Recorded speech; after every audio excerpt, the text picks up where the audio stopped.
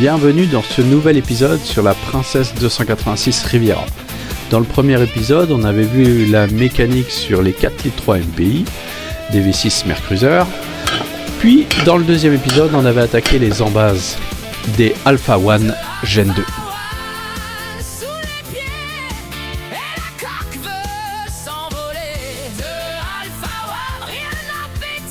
Eh ben, vous reprendriez bien un peu d'embase ? Allez, on continue avec le remontage. Donc on va placer la durite eau de mer qui vient ici. Donc la voici, elle sera mise dans ce sens-là avec le trait qui doit être aligné à la soudure en fait face à nous.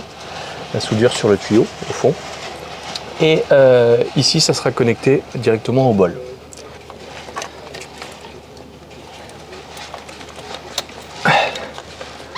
Voilà, les dents. On va avancer bien, voilà. Et après il suffit de la baisser en fait, voilà, pour qu'elle soit bien placée. Voilà, je pense que là ça suffit, elle est écrasée. On va pousser ça pour pas qu'il nous gêne le collier. Voilà pour la durite d'eau, elle est attachée, on peut passer à la suite. J'ai reçu le nouvel embout pour l'huile. Je sais pas si vous vous souvenez, dans l'épisode 1, il était cassé. Le voici. Il va juste s'en ficher, cette fois-ci il est cannelure complet évidemment. Et de l'autre côté, j'irai reclipser la rondelle et mettre le connecteur rapide. Donc je vais juste lubrifier les joints toriques avant de l'appliquer. Et donc on va le glisser ici. Hop. Toc, le début est passé, on va lui mettre un peu d'angle quand même. Et voilà. Voilà, il est mis à fond. Et on n'a plus qu'à installer la durite. Enfin d'abord, je vais reclipser quand même de l'autre côté et rebrancher de l'autre côté. Alors on va continuer par changer ce câble, le soufflet. Et en fait ce câble, il est serti ici, enfin vissé. Alors on pourrait utiliser une douille normale, mais le problème c'est qu'on a cette tige qui bloque. Donc il existe un outil spécial, qui est en fait une douille longue avec un écrou. Donc on va peut-être mettre quand même un coup de dégrippant. On va installer celle-là. Hop. Et donc là c'est du 19.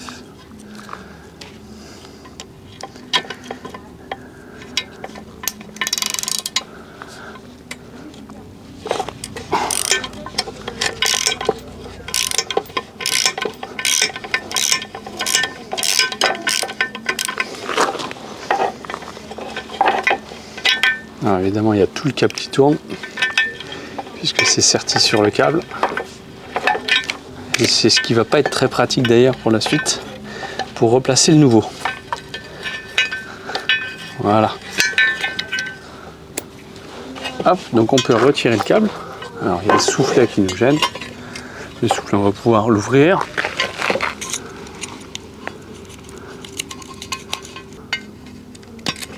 Voilà. Le soufflet il est supprimé et donc on peut passer tout le câble. Voilà, donc ce câble là on va le jeter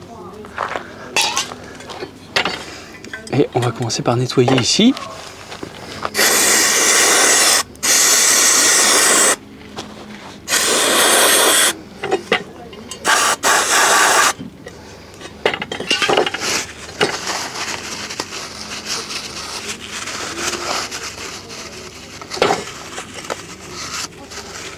On va profiter pour nettoyer là.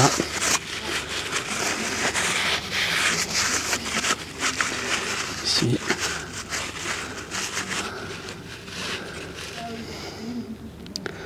C'est pas très beau. Mon étanchéité se fera par le filetage, pas par la surface. On va aller chercher le nouveau câble.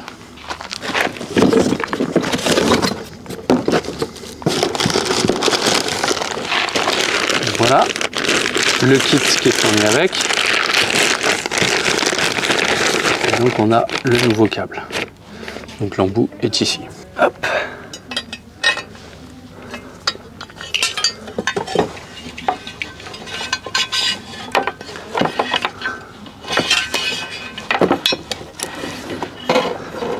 Voilà. Et donc on va étanchéifier. Donc là, Loctite 577. Bon, là je fais au doigt hein, parce que c'est plus simple.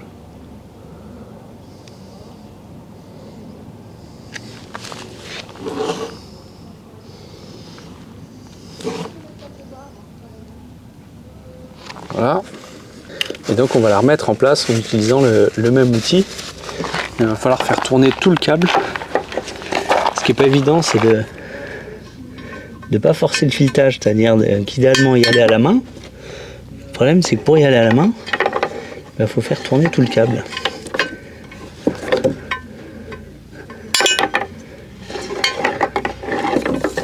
Et là, je suis toujours pas dedans. Là, le câble s'est accroché en dessous.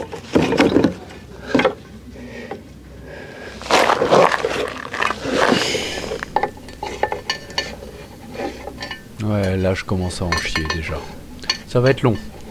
C'est loin d'être évident, je vais essayer debout. Et je vous reprends. Le refit, c'est pas que de la peinture. C'est mettre les mains là où ça fait mal. Les Alpha One Gen 2, c'est la guerre, c'est la galère. Mais Félix lâche rien.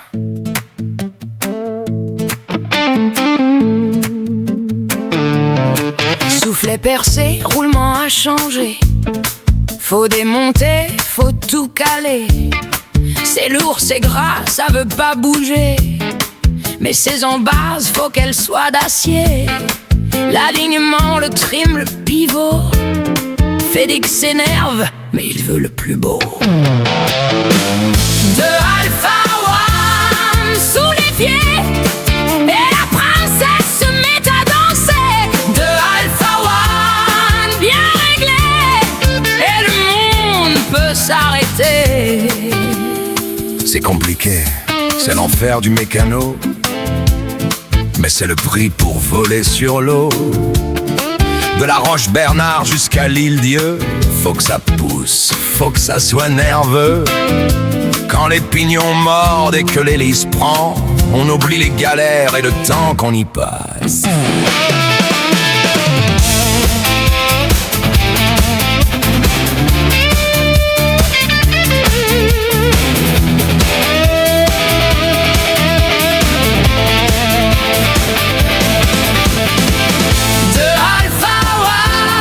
C'est de l'aluminium. Voilà, il n'y a aucun filet visible. Donc on a la Loctite qui fait l'étanchéité. On devrait être bon. Donc de retour sur l'embase, j'ai installé le soufflet du câble d'inverseur. Ouais, bon, on verra si c'était une bonne idée. J'ai installé la petite durite d'huile avec un petit collier. On va maintenant installer le soufflet d'échappement puis le soufflet de cardan. Soufflet d'échappement. Donc avec les deux colliers, pour l'instant on n'en prend qu'un. Il a les mêmes côtés hein, de chaque côté. Il n'a pas de sens. Il faut juste lui préparer un collier, mais vu qu'il est ovale, on va un peu appuyer dessus. On va poncer l'intérieur pour le rendre mat. Pareil que tous les autres soufflets, hein, celui-là, tous, il faut les matifier.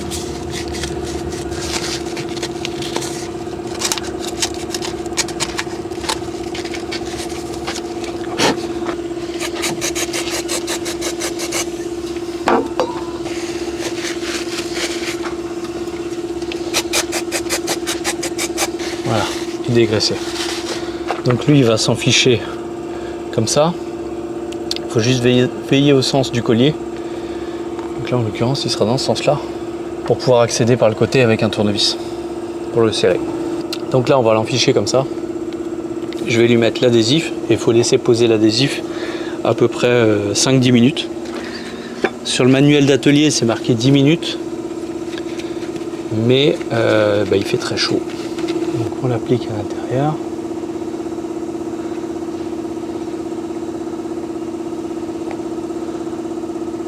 Voilà, je vais boucher ça tout de suite parce que ça sèche très très vite. Et je vais venir lisser pour qu'il y en ait bien partout. Voilà. Et donc maintenant, on laisse sécher à peu près 5-10 minutes. De Alpha One sous les pieds, et la coque veut s'envoler. De Alpha One, rien à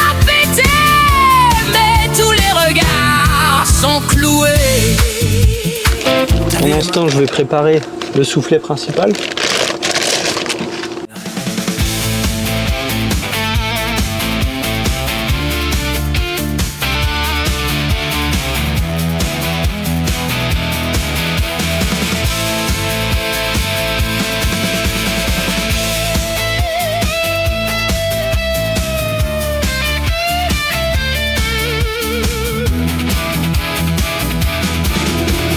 Voilà, ça fait quelques minutes pour le soufflet, donc je le récupère avec son collier.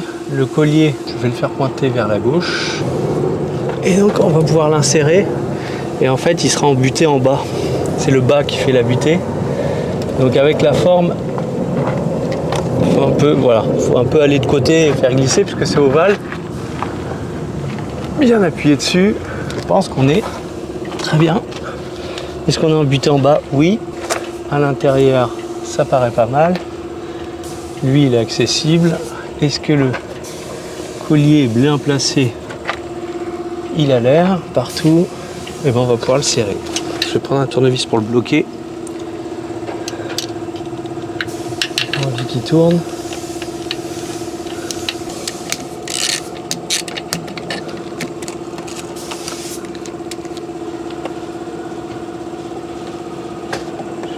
Qu'il est bien placé, ouais, ça a l'air.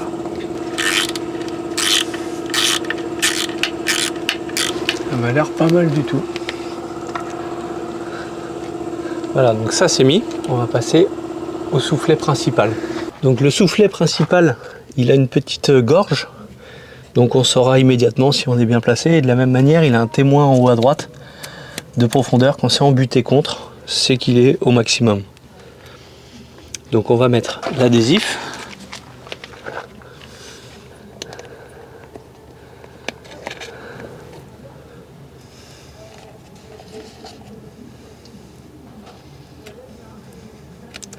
Voilà, on va laisser poser ça quelques minutes avant de l'installer. Donc ça a posé un peu. On va pouvoir le présenter. Donc on va mettre le collier en haut pour pouvoir serrer avec le flexible par le haut. Donc on va le présenter, virer ça.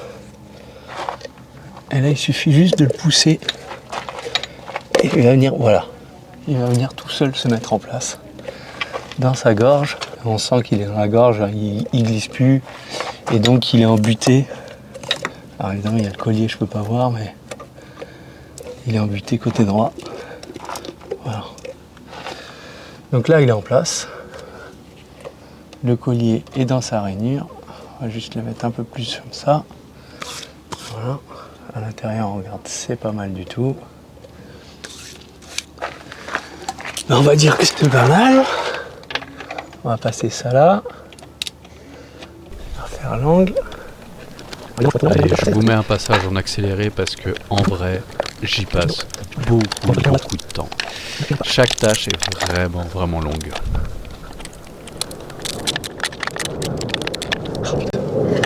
Qu'est-ce que c'est chiant de bosser sur les embases. Du coup, je vais tourner un tour de volant sur le côté pour avoir un meilleur accès ici. Voilà, l'accès devrait être meilleur. On va voir ce qu'il y a celui-là. Ouais.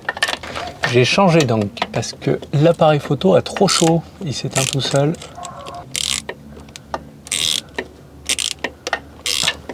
C'est pas mal. Donc maintenant on a les deux qui sont installés. Lui, la particularité, c'est qu'il va pas se mettre par l'extérieur, il va se mettre à l'intérieur. Donc il sera assez simple à installer. Lui par contre c'est bien à l'extérieur et il sera une grosse galère à installer. Lui il est déjà mis en place, on a juste le câble à rentrer dedans. Mais évidemment il va se balader, le diamètre est petit, ça va pas être hyper marrant. Et lui on a juste à l'enfiler et mettre un collier, l'accès est pas génial. En fait il n'y a rien de très fun. Mais bon, ça va le faire. Donc maintenant, prochaine étape, ça va être, on va commencer par remettre le câble pour pouvoir remettre le bol et le fixer de chaque côté. Là, on va profiter de l'embase et tourner pour pouvoir d'abord fixer côté gauche, mettre le câble, présenter le bol, le fixer, et puis après on fixera les les trois éléments qui nous restent en fait. Je vais insérer le câble pour pouvoir refixer le bol. Donc il est là. petit. Et évidemment, maintenant, il est fixé le soufflet. Ouais, c'est parti pour une bonne session de galère. Putain.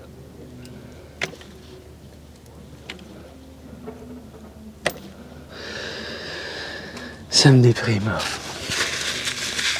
Ça me déprime parce que, contrairement à la mécanique sur les moteurs, ici, c'est vraiment, on a l'impression que c'est amateur, quoi. C'est voilà, le manuel d'atelier, vous fixez, c'est exactement ça. Vous fixez, puis après vous foutez dedans.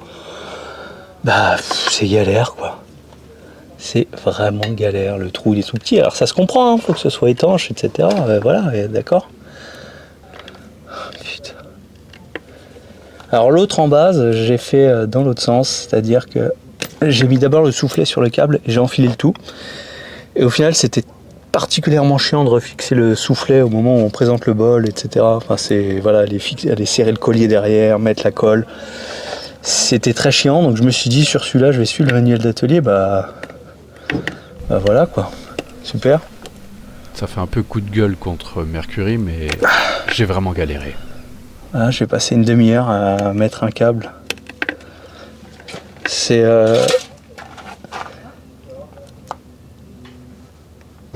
bon, j'ai fini par réussir.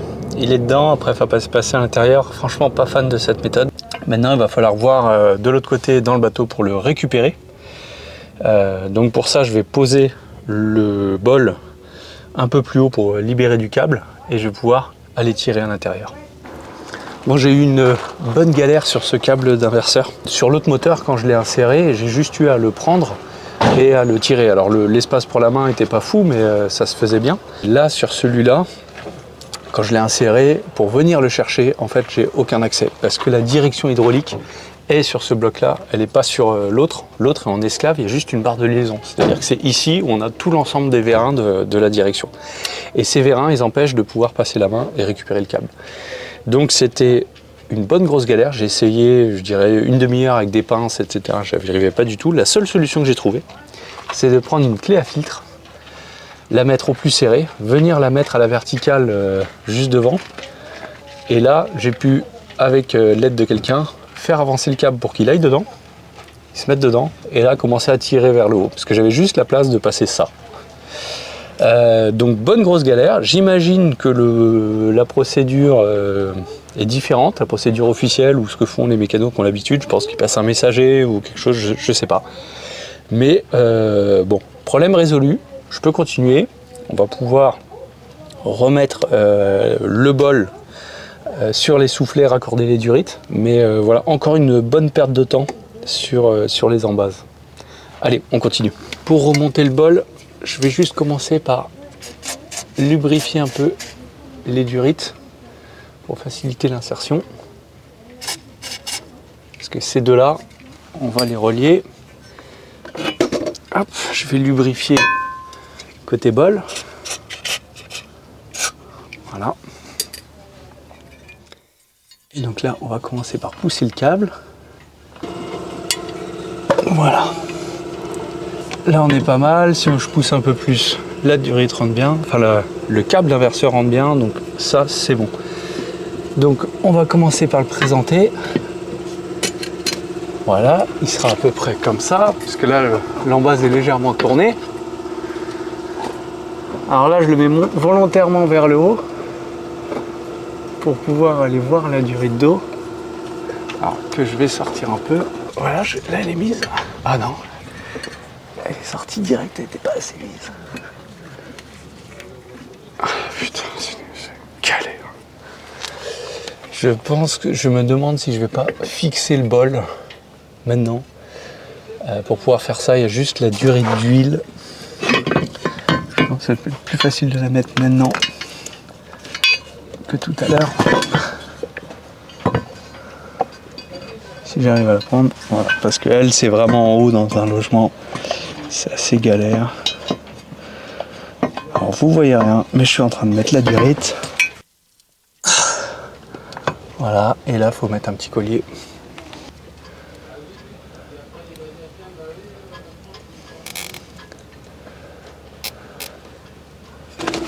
Alors, Loctite sur ces vis là.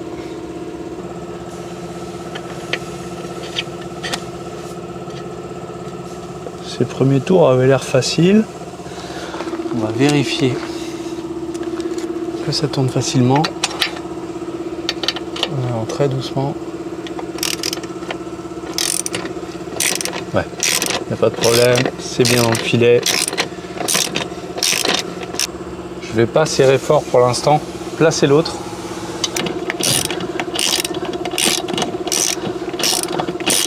Et donc là, serrage à 136 newtons. On doit mettre le pied. Voilà, on vérifie. Ouais.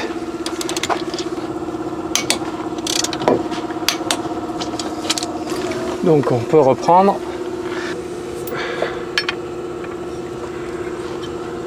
Voilà, on fait comme ça. On l'aide un peu. Là, je pense qu'elle doit être au fond. Ouais. Elle est bien au fond.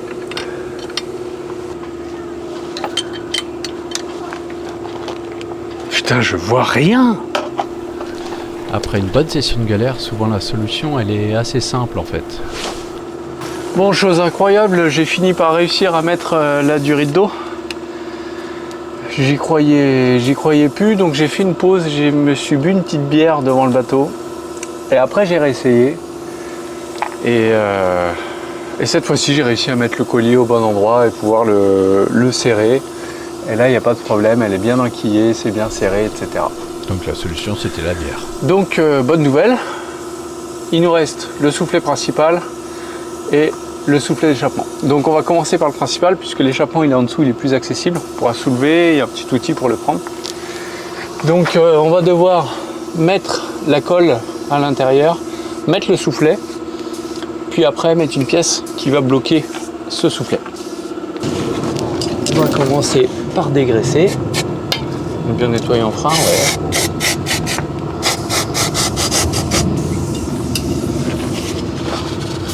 Voilà, dégraisser, nettoyer.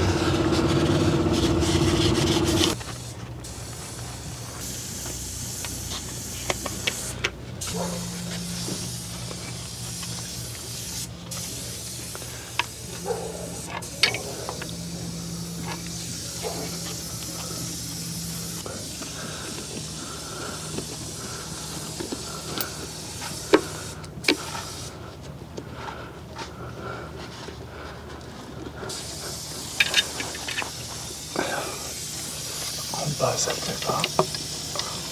Mais là, on peut. Voilà, je pense qu'il est bien en place. Il est bien dans la gorge partout. Donc maintenant, une petite pièce en métal qui va venir bloquer ça. Donc, voilà la pièce qui va venir se mettre ici. Et pour ça, en fait, là, ça serait impossible de venir la mettre en force. Donc, il y a un outil dédié. L'outil ressemble à ça. On la met dessus. Et là, on peut lubrifier pour qu'il vienne plus facilement s'enquiller. Un petit coup. Voilà. Et on va utiliser la barre. Toc. Pour pouvoir venir le placer. On va aller doucement.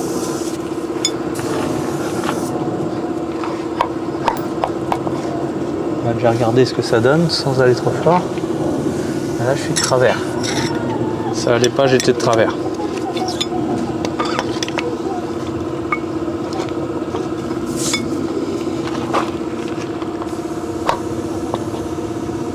Qui se met beaucoup de travers.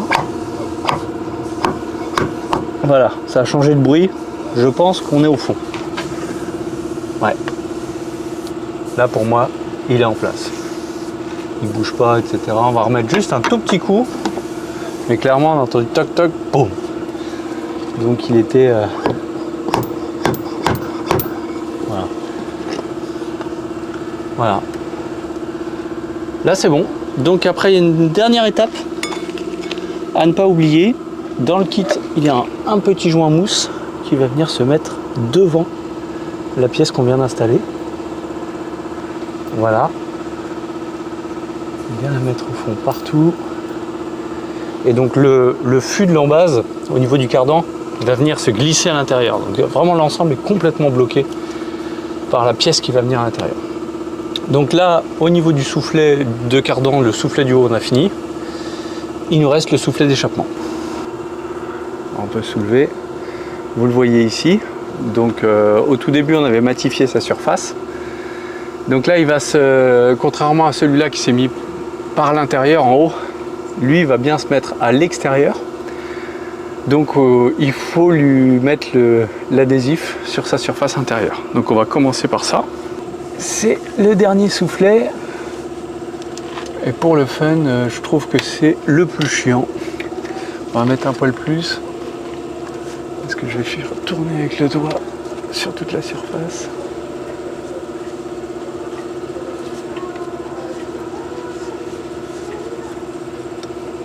Voilà. Ça c'est bon. On a 7 outils qui ressemble à ça. Et quand je serre, ça écarte. Qui permet d'aller prendre le soufflet. Alors attendez, j'ai la chaîne qui passe dedans. Voilà. Tac. Ah, j'arrive déjà pas à rentrer dans le soufflet. Voilà. Et donc là, on va essayer de le prendre. En base le plus bas, non. Voilà. Alors, on a deux côtés qui sont rentrés. Le haut qui n'est pas rentré. Là, je crois que tout est rentré. Maintenant, on va essayer de tout prendre. L'idée, c'est vraiment d'aller le plaquer au maximum. Et là, le problème, c'est que si vous voulez regarder, et ben vous faites remonter l'ensemble. C'est-à-dire que là, je fais remonter. Donc j'éloigne, donc probablement, je vais défaire mon soufflet. Donc pour ça, je vais pouvoir garder l'outil et tirer avec l'outil. Comme ça, je tire le soufflet en même temps. Et là, je peux vérifier que je suis pas mal. Je dirais un poil plus. Je vais tourner. Alors, évidemment, quand on le pousse, c'est mieux.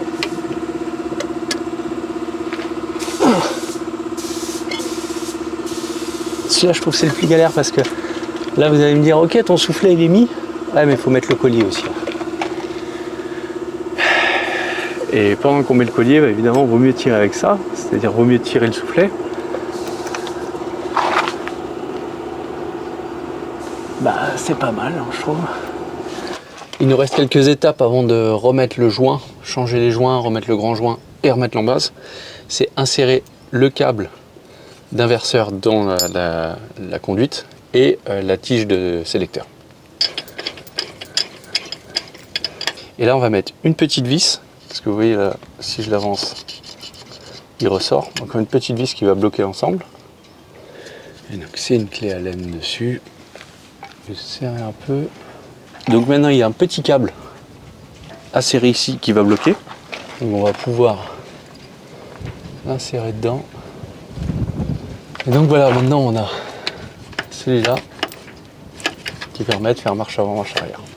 Avant de remonter l'embase complète, au niveau du cardan, on a 3 rangées de joints toriques. Les joints toriques, ils ont un sorte de revêtement rouge qui devient noir si on les manipule trop, mais c'est pas trop grave. Tac, voilà, ils sont lubrifiés. Et là, les 3, c'est bon. Alors, petit point de situation. J'ai pas pu filmer le remontage des embases puisque je l'ai fait avec un ami, on était plutôt dans le speed. Bon, en soi, il n'y a rien de compliqué. Sur l'embase, il y a le cardan qui pend, qui est envoyé directement dans le moteur. Donc quelqu'un tient l'embase parce que c'est quand même très lourd avec l'autre, mais l'axe directement au niveau du roulement pour pouvoir le rentrer. Après avoir fait ça, on va reboulonner directement l'embase. Donc il y a 6 écrous à refixer, à serrer au couple. Donc les embases déjà sont en place, le gros du boulot est fait, les soufflets c'est fait, les durites c'est fait, etc. Il nous reste défaire les lisses pour pouvoir graisser l'arbre d'hélice, ça c'est important, et baisser toute cette partie, puisqu'à l'intérieur, à peu près ici, se trouve une turbine une pompe, et c'est elle qui pompe l'eau et l'envoie dans le moteur pour son refroidissement. Donc les ouïes d'aspiration sont ici, et l'eau est envoyée dans le moteur. Donc pour ça, il faut défaire toute cette partie ici. Donc en fait, ici, on a écrou, boulon, et donc on va devoir baisser cette partie-là pour changer la turbine. Changement de turbine, graissage de l'arbre d'hélice, donc dépose de l'hélice pour graisser. Et la fin des flexibles, purge des vérins. Ah oui, les flexibles de trim et fuyère. Et là, on sera pas mal au niveau des embases. Restera plus qu'un peu de boulot sur le moteur qui sera dans le prochain épisode. Et j'espère dans le prochain épisode, démarrage des moteurs. Ouais, bon, on n'y est pas. Mais bon, il tourne bien quand même. Il reste pas mal de boulot. On va arrêter sur cet épisode. On va se dire à la prochaine pour l'épisode 4. T'as vu les mains de Félix? Ça, c'est après un refit d'une embase. 2 Mer Cruiser, 2 Alpha One pour les parer. Et la mer tremble.